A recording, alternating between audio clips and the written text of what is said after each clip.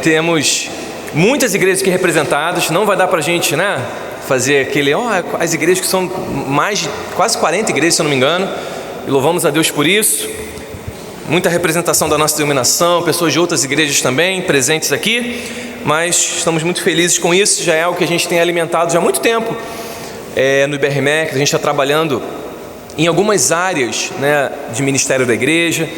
Temos aí caminhado alguns passos com Geração Ação, Ministério com Juventudes, né? A denominação tem feito eventos de mulheres, eventos de homens, e o pessoal da música é algo que eu tenho conversado com o Andrew já há um tempo, e a gente está dando esse start aqui. Louvo a Deus pela sua presença aqui nessa manhã. E como que vai funcionar, né, daqui para frente o restante da nossa manhã? Agora a gente vai ter uma pequena exposição aqui, né, um período de instrução.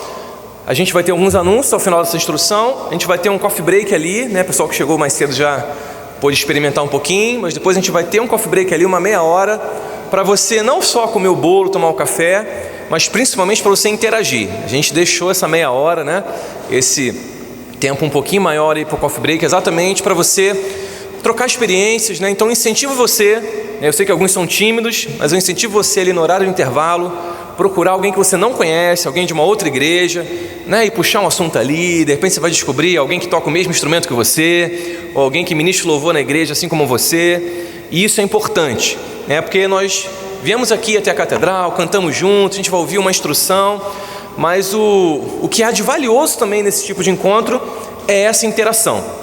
A gente vê que a gente não está sozinho, que os nossos problemas não são apenas os problemas da nossa igreja. Então isso é importante, né? Essa troca, né? Essa interação, essa comunhão entre pessoas que estão ali batalhando no mesmo ministério que a gente e estão também com esses desafios, né? Então a gente vai ter esse intervalo e depois a gente vai voltar para um período de mais interação. E aí eu estou pedindo direção a Deus, como a gente vai fazer uma interação com tanta gente, né? Mas a gente vai conseguir. Depois a gente vai fazer um roteiro aqui de como a gente vai tratar isso, que a gente vai tratar os desafios no Ministério de Música. Então, o objetivo desse primeiro encontro não é que você saia aqui com todas as soluções, né? O objetivo é a gente estar fazendo outros encontros, e aqui a gente vai estar levantando os desafios, né? E isso vai servir de combustível, vai servir, né, de material para a gente abordar nos próximos. Porque eu falava com o Andrew, não adianta a gente, poxa, eu acho que eles precisam disso, eu acho que eles precisam ouvir isso. A gente precisa ouvir de vocês, né? Quais são os desafios que vocês enfrentam na igreja de vocês, e a partir disso a gente vai estar nos próximos encontros, né, atacando esses desafios, baseado naquilo que a gente levantar e entender juntos que são os maiores. A gente vai pegar os mais urgentes para tratar primeiro, e depois a gente vai tratando assim os próximos. Então, nossa programação aqui vai ser esse período de instrução, o coffee break de comunhão ali, e depois o nosso período interativo aqui de fórum, ok? Eu não sei se todos me conhecem, né? Eu sou Gabriel, eu trabalho no IBRMEC já desde 2016, né? Mas trabalho na catedral já há 14 anos, trabalhava antes na editora. Eu sou pastor auxiliar lá na ICNV Freguesia, né? Então estou lá pastoreando na freguesia já há 4 anos, mas envolvido com música há 22 anos, né? Eu era bem pequenininho, né?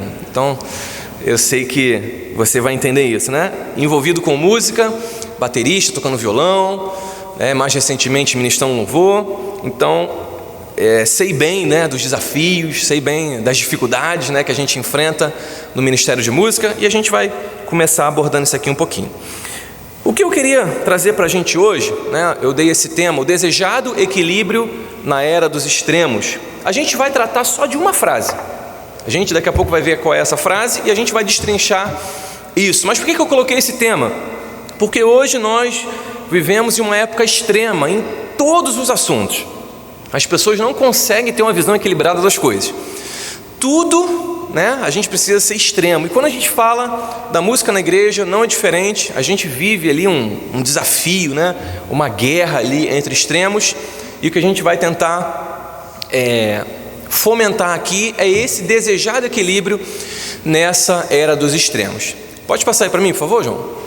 E a gente vai abordar basicamente essa frase do Matt Merker, que ele é ministro de música de uma igreja batista lá nos Estados Unidos, e a frase dele é a seguinte: devemos cantar verdades bíblicas, hinos com uma beleza comovente, canções antigas e novas, músicas que expressem a totalidade da vida cristã, priorizando o som da voz humana e priorizando a unidade ao considerar os estilos musicais utilizados. Então vamos falar de novo. Devemos cantar verdades bíblicas, hinos com uma beleza comovente, canções antigas e novas, músicas que expressem a totalidade da vida cristã, priorizando o som da vida humana e priorizando a unidade ao considerar os estilos musicais utilizados. Então a gente vai atacar aqui ponto por ponto dessa frase. Mas primeiro a gente precisa considerar que equilíbrio é esse. Se a gente está querendo traçar um equilíbrio nessa era de extremos, a gente precisa entender quais são esses extremos. E aí, você pode seguir, João, por favor?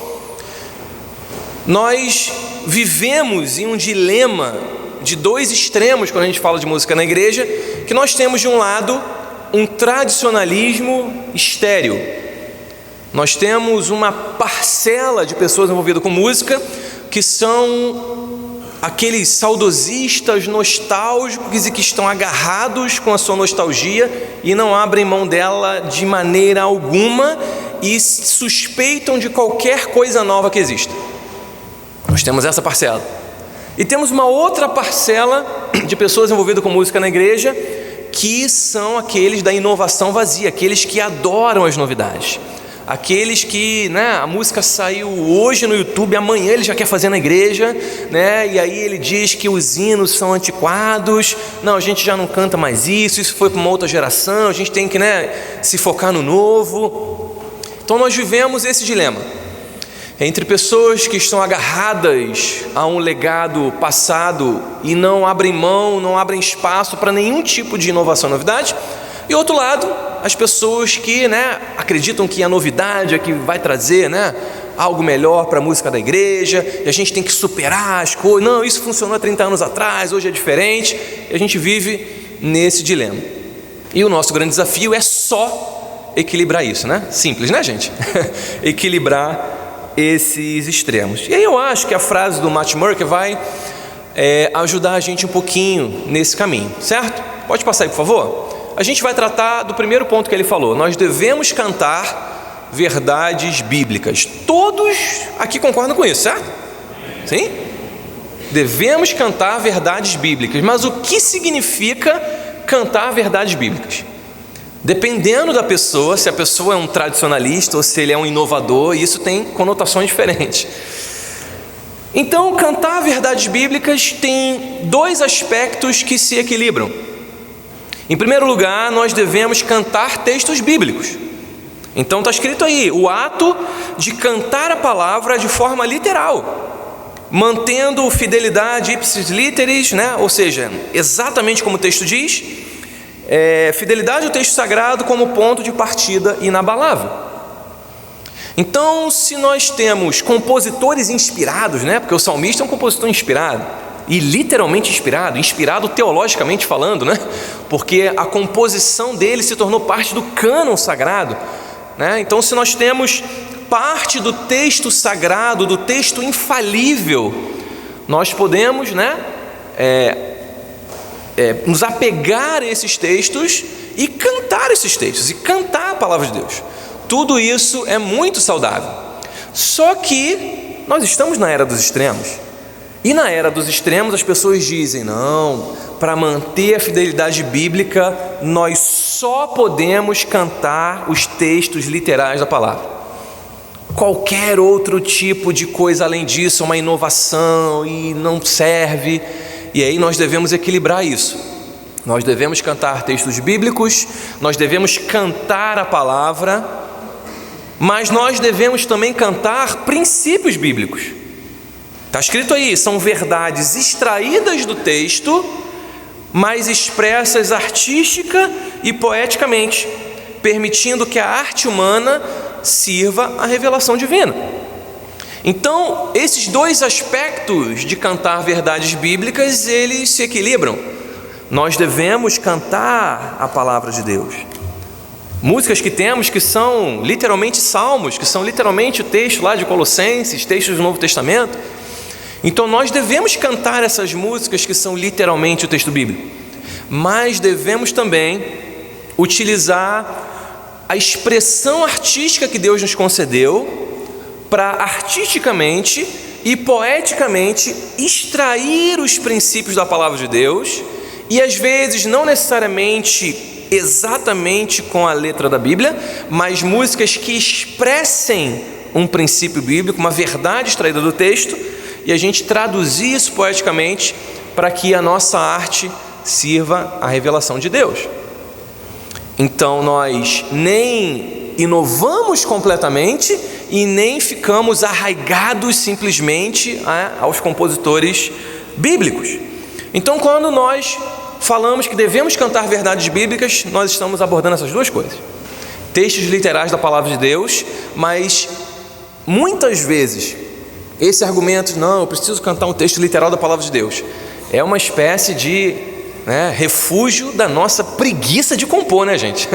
A gente tem a preguiça de expressar, talvez de ali, ter uma letra que expresse a nossa exaltação a Deus. É mais fácil chegar ali, e pegar o texto bíblico, já está ali, mais tranquilo, acho que vai ser mais rápido compor algo direto da Bíblia. Então acaba que isso revela um pouco do nosso coração. Então nós devemos cantar verdades bíblicas, textos bíblicos, mas também princípios extraídos da palavra de Deus e transformados artisticamente em algo que gere louvor e adoração a Deus. Você entendeu isso? Amém? Vamos seguir? Devemos cantar hinos com uma beleza comovente. E aí, novamente, dois aspectos que equilibram e não nos fazem nos levar para extremos. Em primeiro lugar, cantar hinos com uma beleza comovente significa esmero musical. O Matt Murken não está dando um salvo-conduto para os músicos preguiçosos. Ele diz: esmero musical, harmonias e melodias em arranjos habilmente conjugados, oferecendo o nosso melhor conhecimento técnico a Deus. Uma vez eu ouvi uma definição de excelência que eu carrego comigo até hoje. Excelência é fazer o seu máximo com aquilo que você tem. Porque muitas vezes eu mesmo já pensei isso. Poxa, eu não consigo ser excelente na minha música a Deus porque eu não tenho um bom instrumento. Eu não consigo ser excelente porque a acústica da minha igreja é ruim. Eu não consigo ser excelente porque eu tenho aquele cabo que está com hammer há 6 meses e o pastor não tem dinheiro ainda para consertar. Eu não posso ser excelente porque eu ainda não tive a condição de trocar a pele da minha bateria. E eu aprendi há muitos anos que a excelência é fazer o nosso máximo com os recursos que a gente tem, Então, nenhum tipo de cenário exterior, externo, é uma desculpa para nós. Nós podemos e devemos agir com esmero musical. Harmonias e melodias em arranjos habilmente conjugados. Nós vamos fazer o melhor que a gente pode, no nível conhecimento que a gente... não, pastor, mas você não conhece o pessoal lá da igreja. O pessoal lá é muito iniciante ainda, eles estão começando. Então vocês vão fazer o máximo que vocês conseguem com o conhecimento que vocês têm. Então vocês vão fazer o melhor arranjo baseado no conhecimento que vocês têm. E vocês vão estar fazendo algo de maneira excelente. Então, o esmero musical, oferecendo o nosso melhor conhecimento técnico a Deus.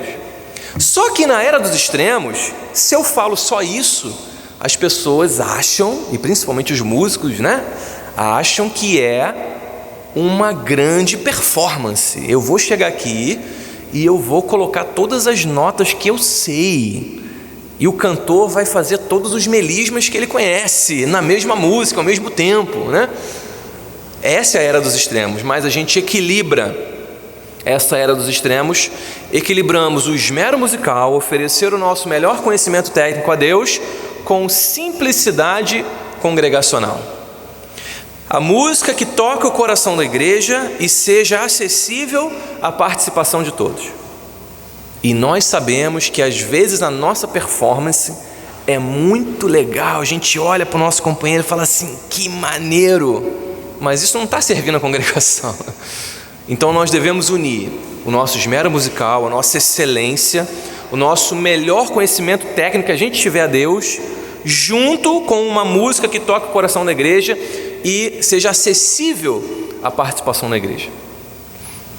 E esse equilíbrio evita também que a gente caia para o outro extremo. Não, eu estou fazendo é para Deus, né? O meu melhor aqui, o que eu sei fazer, esse blém, blém, blém aqui, esse dó maior daquele jeito comum. Não vou arrumar outro jeito de fazer esse acorde não, porque é assim que eu sei e Deus recebe. Nós sempre caímos para esses extremos, mas nós devemos unir essas coisas. Se eu falasse só a simplicidade congregacional, a pessoa ia dizer, viu, o pastor Gabriel falou, tem que ser simples, então não vou sair daqueles 3 acordes que eu conheço. A gente tem que equilibrar essas duas coisas, o esmero musical e utilizar todo esse conhecimento técnico nosso de maneira que sirva a igreja, de maneira que faça com que a igreja participe, que faça com que a igreja não seja uma espectadora da banda que está se apresentando, mas que seja um participante da música que está sendo feita junto com os músicos e cantores. Então, cantar hinos com uma beleza comovente é unir o esmero musical, a dedicação técnica com essa mentalidade de participação da congregação. Unimos essas duas coisas para evitar os extremos. Entendemos até aí? O amém fraco. Eu sabia que esse amém ia ser fraco desse momento. Eu entendo. Pode passar. E ele segue. Devemos cantar canções antigas e novas. E aí talvez seja um dos grandes embates da era dos extremos. Porque nós temos, e aí muito frequentemente, músicos mais antigos, né? Músicos mais experientes, cantores mais antigos, que ficam ali batendo o pé, né? Meu Deus, a gente tem que voltar com a harpa cristã, e fica do outro lado a galera jovenzinha, a garotada, não, a gente tem que cantar o worship, e fica a briga do inário com o worship, e a gente não, né?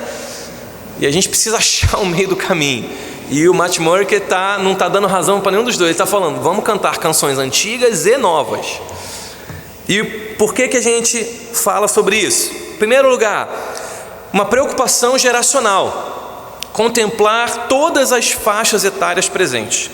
A música deve ser uma ponte e não uma barreira entre as gerações. Eu queria fazer uma breve pesquisa aqui rápida. Quem se converteu na década de 70 ou antes, de 70 para trás? Ninguém, gente. O pastor está com vergonha, né, pastor? Ele era criança, ele era criança, a gente entende, lógico. Quem se converteu na década de 80? Aí já tem, né? Quem se converteu na década de 90?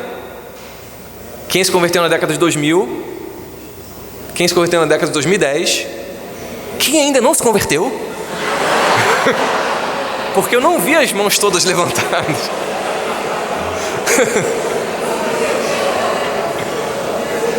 Meu Deus.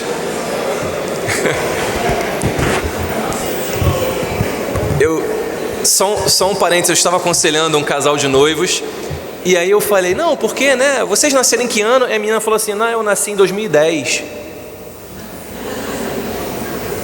Não, casal de noivos não, gente, porque ela teria 16 anos. Então isso foi outra coisa. Um adolescente, eu nasci em 2010. Eu falei, gente, em 2010 eu já estava cansado de viver, né? Mas por que eu quero fazer isso? Eu fiz essa rápida pesquisa aqui. Todos nós nos convertemos em uma circunstância, em um contexto. Eu tenho certeza que o pastor da década de 70 tem uma música que marcou o momento da conversão dele. E que toda vez que ele ouve essa música ele lembra. E o irmão que se converteu na década de 80 tem aquela música que, meu Deus, essa música tocava na minha época do início da igreja, isso marcou a minha geração. E da mesma maneira, o adolescente que se converteu, a música agora, recente, nova, essa é a música que marcou a conversão dele. Então na igreja, nós não temos uma igreja setorizada. Quando a gente canta domingo na igreja, a gente está contemplando idosos, que talvez se converteram até antes, né? Que as músicas que ele se lembra da sua conversão de muito, muito, muito tempo atrás. Nós temos pessoas de meia idade, nós temos jovens adultos, nós temos adolescentes. E todas essas gerações precisam ser contempladas, porque a música tem que ser essa ponte e não uma barreira entre as gerações.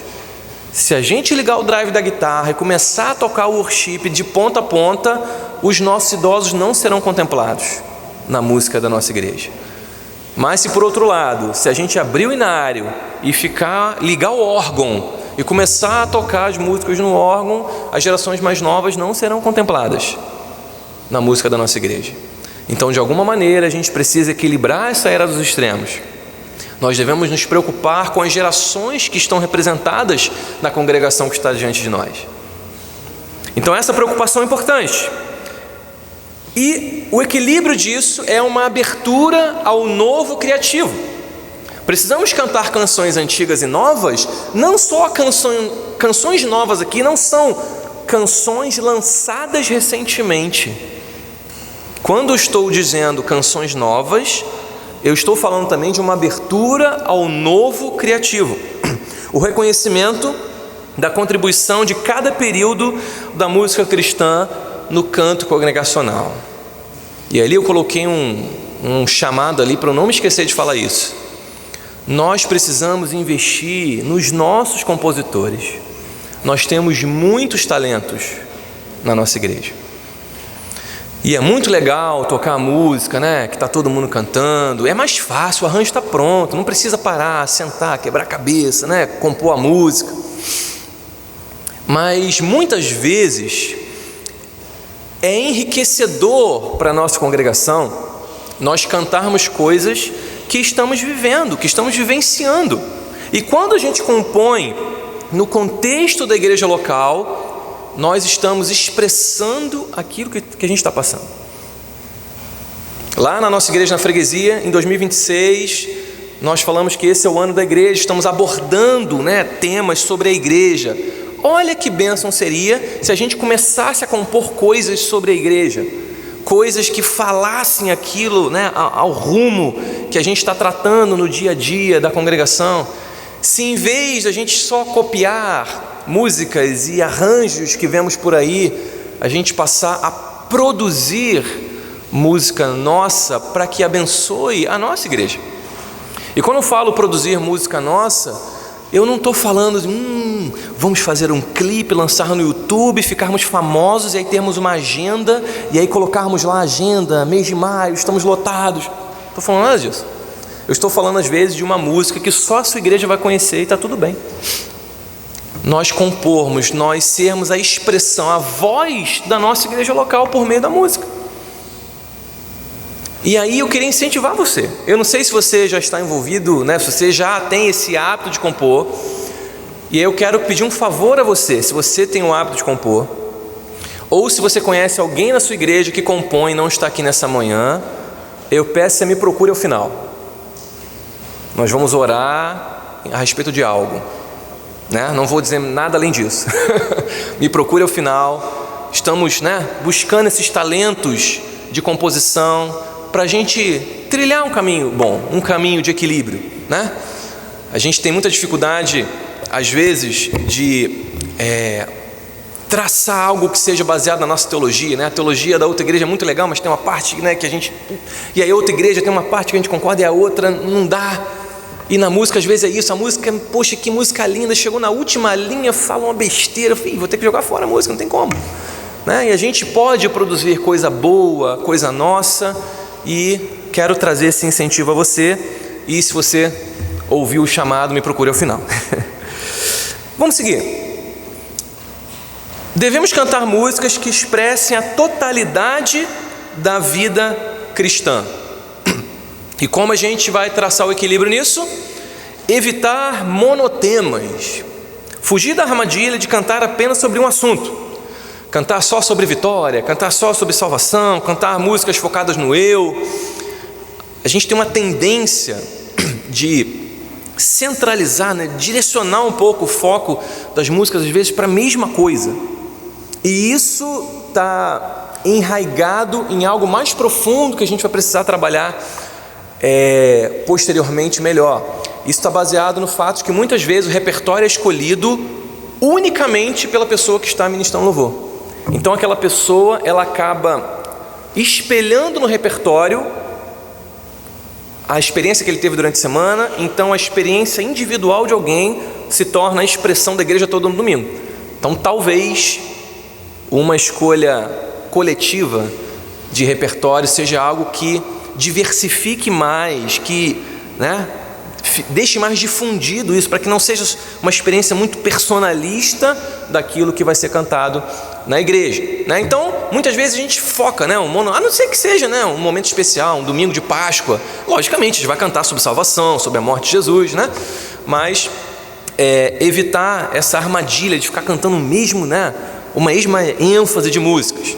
Porque é importante, como o Martin Murray disse, que a gente cante músicas que expressem a totalidade da vida cristã. E como a gente equilibra isso? Cantando a experiência cristã plena. Buscar novas maneiras de expressar a realidade da vida cristã esquecidas, como o lamento, a confissão, a esperança. Então, esse tipo de equilíbrio é importante, né? Para a gente estar trazendo uma dieta equilibrada, né? Não sei se alguém aqui trabalha com nutrição, mas um prato, né, pelo menos é o que os nutricionistas que eu fui dizem, tá, gente? Um prato precisa ser diversificado, precisa ter ali o carboidrato, precisa ter a proteína, precisa ter os legumes, as verduras. E muitas vezes a gente, né, o nosso repertório é só arroz, o nosso repertório é um pratão só de feijão, né? A gente canta a mesma coisa, e a gente precisa expressar a experiência cristã plena, buscar expressar essas realidades da vida cristã que a gente não costuma cantar, né? A volta de Jesus, a esperança do retorno de Cristo, né? A confissão de pecados, né? A nossa condição diante de Deus. Então essas coisas são importantes. Ok, gente? Podemos seguir? Segue, por favor. Priorizando a voz humana. Então devemos cantar músicas que priorizem a voz humana. E aí na era dos extremos, o extremo daqui vai dizer: vamos eliminar os instrumentos e Deus só aceita o canto a capela, porque os instrumentos são uma corrupção do canto da igreja. E por outro lado, o outro extremo, nós vemos: não, os músicos, vamos lá, liga, bota no 10 o volume e vamos embora. Não, a igreja conhece a música, precisa ouvir quem está cantando, não. E o backing é abafado e não se ouve nada. Então, um equilíbrio na era dos extremos, na prioridade da voz humana é, em primeiro lugar, a gente escolher melodia e tom confortáveis. Escolher tons que, aí eu botei entre aspas, o cristão médio, né? Ou seja, né, a média da igreja consiga cantar sem esforço excessivo. Foco no comunitário e não na performance. Porque a primeira coisa que eu sei que você vai dizer é: pastor, mas essa música, para minha voz, fica melhor nesse tom. Se você fosse gravar um CD, eu concordava com você. Mas infelizmente o que está em jogo não é a sua voz. Pastor, mas a minha voz brilha mais nesse tom. Eu sei, eu entendo. Infelizmente ela não vai poder brilhar muito. Melodia e tom confortáveis, porque não é algo sobre nós, gente. Peraí, deixa eu reformular. Não é algo sobre o eu ministro, mas é algo sobre o nós, a congregação. Você entende? E aí nós temos um desafio, né? Um parênteses aqui, um desafio, porque as músicas novas, eu não sei o que está acontecendo com esses compositores, que a música começa muito baixa e o refrão é muito alto e a gente fica uma loucura para achar um tom. Você passa por esse problema também? Meu Deus, é uma loucura. É por isso que a gente tem que compor, gente, música nossa, para acabar com esse problema. Porque aí o início da música é baixo, aí depois a música fica muito alta, você não consegue achar um tom, é um desespero.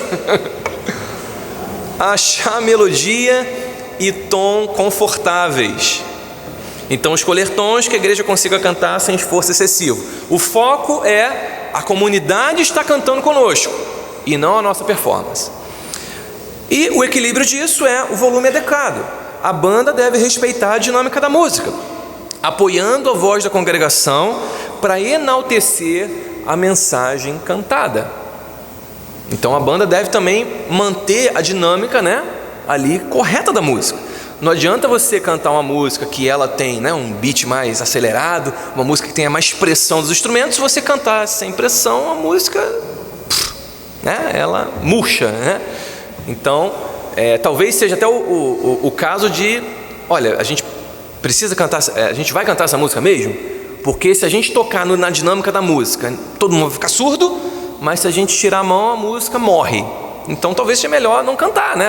A ambiência da igreja, ou então a qualidade do som.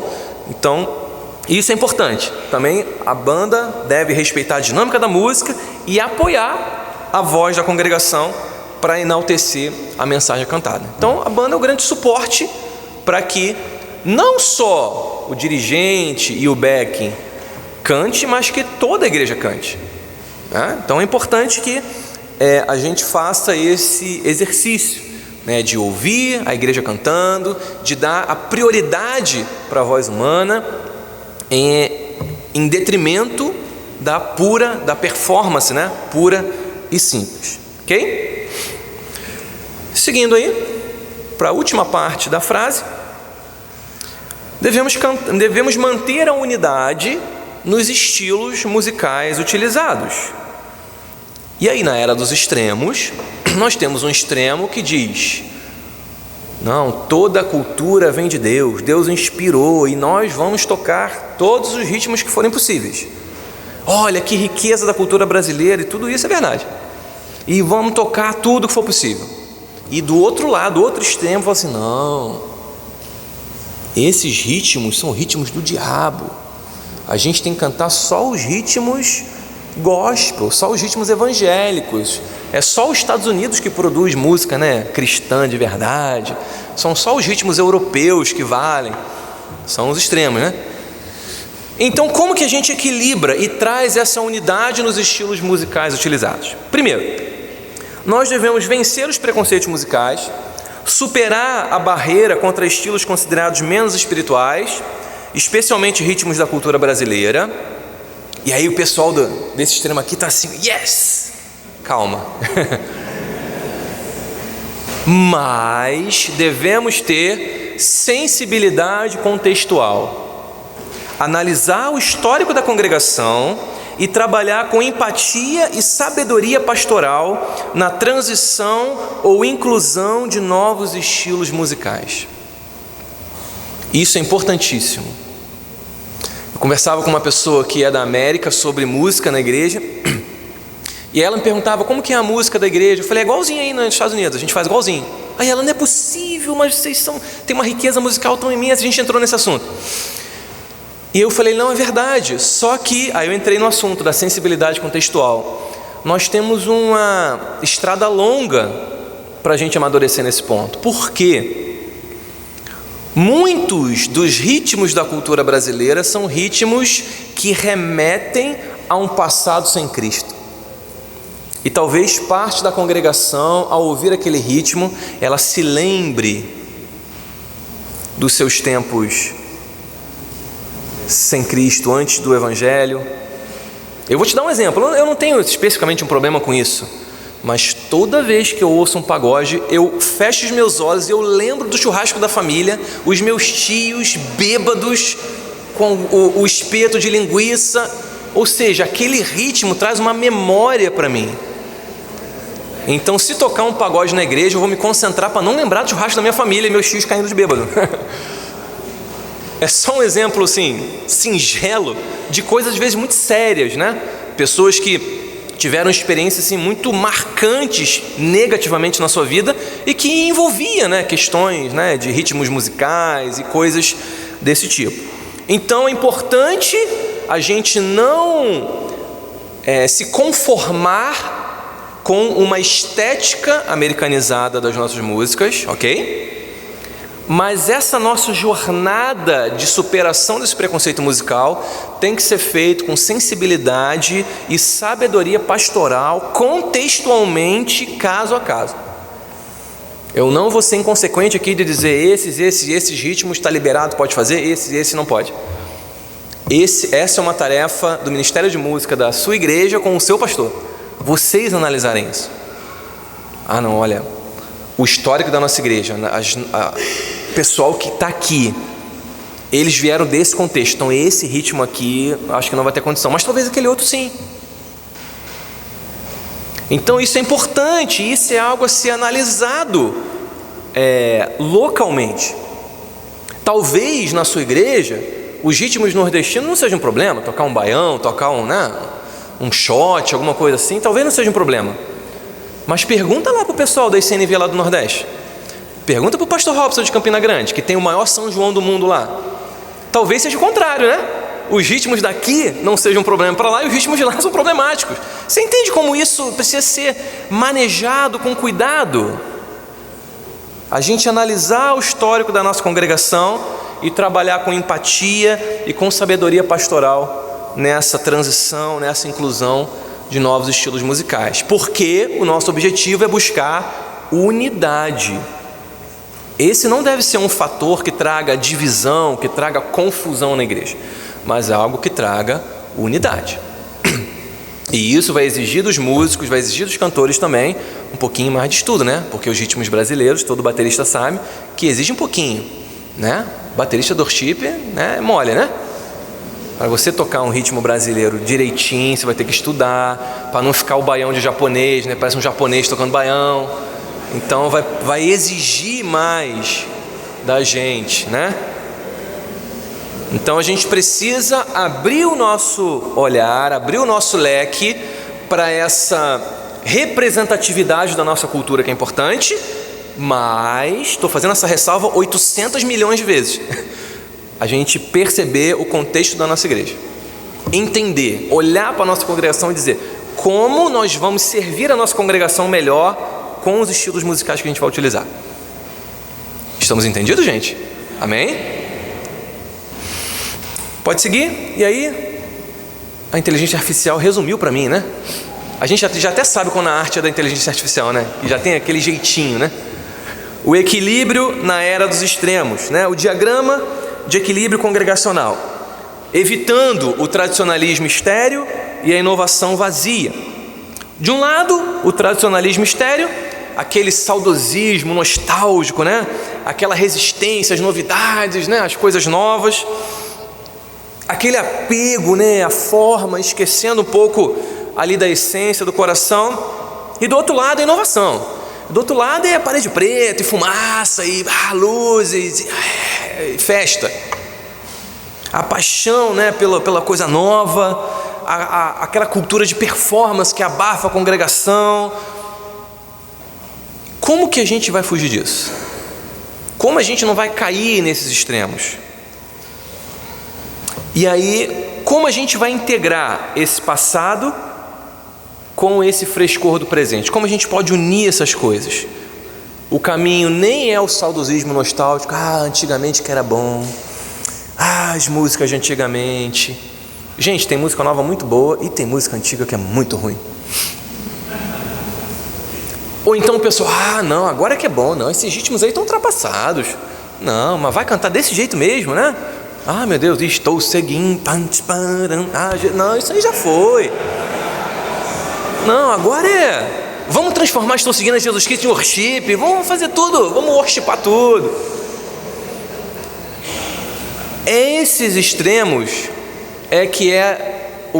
esses são os caminhos fáceis. E aí, como não é raro, o caminho que a gente está buscando é um caminho difícil, gente. É um caminho que vai demandar mais de nós. E por isso que esse encontro se chama primeiro encontro de música de igreja. Porque a minha impressão é que a gente vai precisar de uns 28 encontros de igreja, pelo menos, né? Para a gente conseguir tratar isso. Então esse é um pontapé. É só uma analogia do vôlei. Eu estou levantando a bola para em algum momento a gente cortar. A bola está no ar ainda. De repente lá no terceiro, quarto, quinto encontro, alguém vai cortar essa bola e a gente vai chegar numa conclusão, numa solução. Então a gente consegue equilibrar esse tradicionalismo estéril com a inovação vazia por meio de o que eu chamei de um legado dinâmico. A palavra legado traz para a gente essa conotação de que nós temos uma bagagem, de que a gente não amassou o nosso passado, jogou fora e está só fazendo coisa nova. Nós temos uma bagagem de gerações de cristãos que vieram antes de nós, mas esse legado é dinâmico. Ele não é um baú fechado com cadeado e que não é possível entrar mais nada. É um legado que nós estamos trazendo, mas esse legado é dinâmico. Nós trazemos junto conosco esse legado, mas a esse legado são adicionadas coisas novas, coisas boas, para que quando a gente estiver bem velhinho, a gente entregue esse legado para as próximas gerações e eles continuem dinamicamente acrescentando esse legado. Essa é a nossa tarefa. Então, para a gente concluir, nem o saudosismo nostálgico, o extremo de lá, nem a paixão pela inovação, o extremo de cá, mas a construção de um legado dinâmico. Esse é o nosso desafio. E é para isso que a gente está fomentando esse tipo de encontro. Não para a gente chegar aqui e falar, olha gente, nós temos a solução, nós temos as respostas e tomem as respostas. Mas para a gente construir esse legado juntos. Porque você também tem experiência, você tem coisas que passam na sua igreja e por isso que a gente quer construir isso juntos, né? A nossa aliança da Igreja Cristã Nova Vida não é só algo simbólico, né? Ou uma coisa ali, né? Só para foto, mas é para esse tipo de interação. Qual é a nossa identidade como aliança na música da igreja? O que nós estamos fazendo?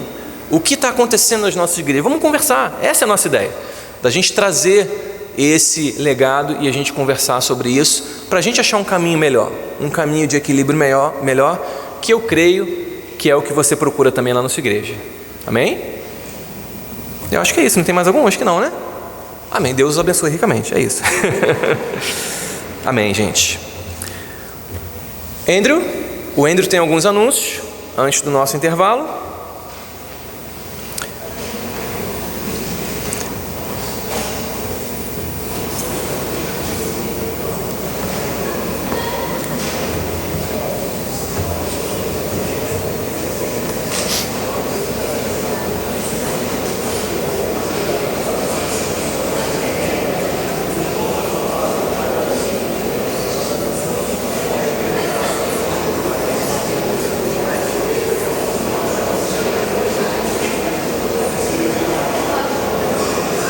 Bom dia, meu nome é Andrew McAllister, sou gerente operacional do BRMEC, também sou baterista e músico.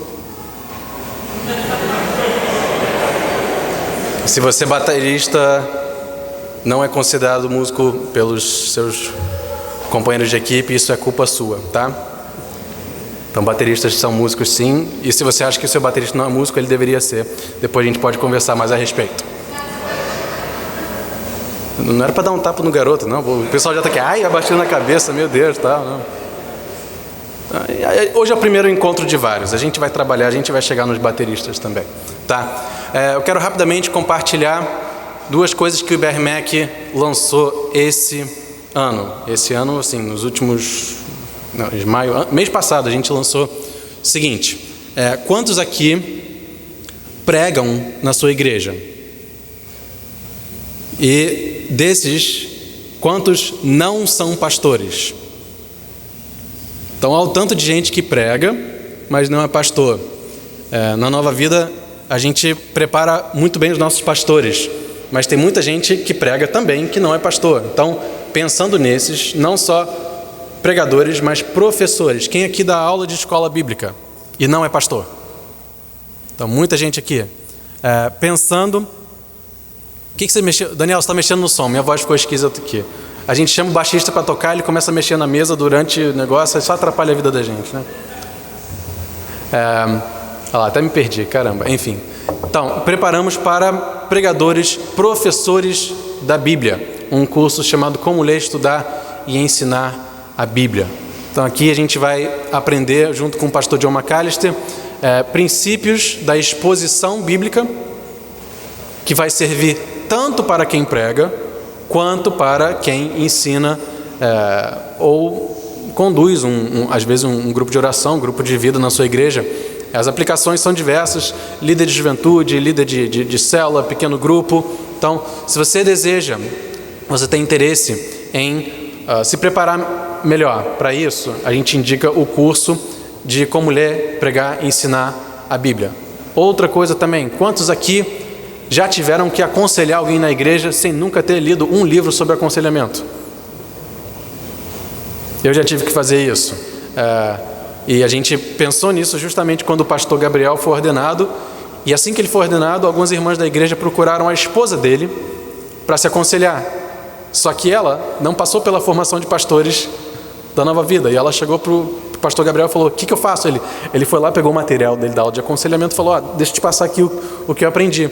Então, pensando em esposas de pastor, líderes de jovens, diáconos, irmãos mais experientes que nós cremos que devem fazer esse tipo de trabalho de aconselhamento. Também preparamos um curso de aconselhamento bíblico com o pastor Evandro Rocha da nossa igreja na Tijuca. Ele faz um apanhado geral das várias correntes de aconselhamento e no final ele apresenta o que nós cremos ser uma via mais saudável de aconselhamento bíblico. Esses 2 cursos estão disponíveis já no IBRMEC, não é restrito a alunos. Você não precisa ser aluno do IBRMEC, você não precisa ter sido aluno do IBRMEC para fazer qualquer um desses cursos. Então, aconselhamento bíblico e ensino bíblico já estão disponíveis. Cada curso desse tem um custo de R$ 59,90.